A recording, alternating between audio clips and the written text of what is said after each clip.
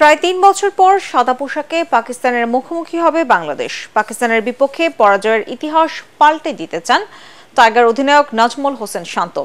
আর পাকিস্তান অধিনায়ক শান মাসুদের আশা ম্যাচ জিতে টেস্ট চ্যাম্পিয়নশিপের ফাইনাল খেলার লক্ষ্যের দিকে এগিয়ে যাওয়া। আগামীকাল রাওয়ালপিন্ডিতে বাংলাদেশ সময় বেলা 11:30টায় সিরিজের প্রথম ম্যাচে পাকিস্তানের বিপক্ষে মাঠে নামবে বাংলাদেশ। আরো জানাচ্ছেন পরাগারমান। প্রথম টেস্টে পাকিস্তানের বিপক্ষে মাঠে নামার আগেই পুরনো পরিসংখ্যান চোখ রাঙাচ্ছে বাংলাদেশকে। ১৩ ম্যাচে একবারও পাকিস্তানকে হারাতে পারেনি টাইগাররা। একটি টেস্ট ড্র করলেও বাকি ১২টিতেই পরাজয় মেনেছে লাল সবুজের দল। অধিনায়ক নাজমুল হোসেন শান্ত অবশ্য পুরনো পরিসংখ্যান মনে রাখতে চান না। দলের প্রতি অগাধ বিশ্বাস রেখে ইতিহাস পাল্টাতে মুখিয়ে আছেন তিনি। রেকর্ড বদলাতেই পারে, কাজটা সহজ নয়।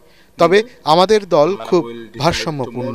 আমরা বিশ্বাস করি এবার বিশেষ কিছু করতে পারবো। ক্রিকেটাররা এখানে খেলার জন্য রোমাঞ্চিত। বাংলাদেশের বিপক্ষে জয় পাওয়া ১২ টেস্টের ৬টি জিতেছে পাকিস্তান ইনিংস ব্যবধানে। এদিকে ওয়ার্ল্ড টেস্ট চ্যাম্পিয়নশিপের ফাইনাল খেলার লক্ষ্য পাকিস্তানের অধিনায়ক শান মাসুদের। টাইগারদের কাবু করতে তাই ৪ পেসার নিয়ে মাঠে নামবে স্বাগতিকরা।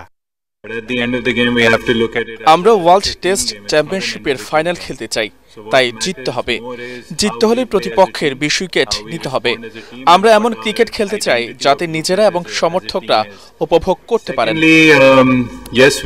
রাওয়ালপিন্ডি টেস্টে টস গুরুত্বপূর্ণ ভূমিকা রাখতে পারে, তবে পেশাদার ক্রিকেটার হিসেবে সব কন্ডিশনে মানিয়ে নেওয়ার সামর্থ্য আছে বলে জানান টাইগার অধিনায়ক শান্ত।